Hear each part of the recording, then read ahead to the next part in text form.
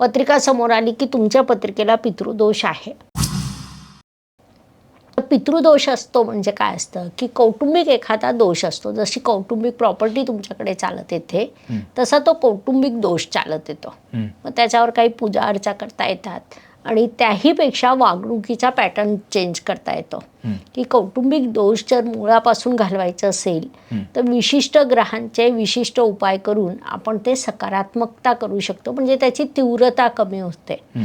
कारण पितृदोषमध्ये घरात शांतता न उरणं, विनाकारण विसंवाद होणं, वैवाहिक सुख एकाही जोडप्याला न लाभणं, असे अनेक दुष्प्रभाव असतात.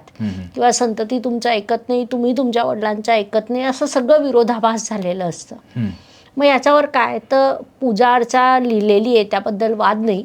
पण त्याहीपेक्षा आपण असे जे छोटे छोटे उपाय जे मी तुम्हाला तेव्हापासून सांगते ते करून सुद्धा पितृदोष कमी करता येतो.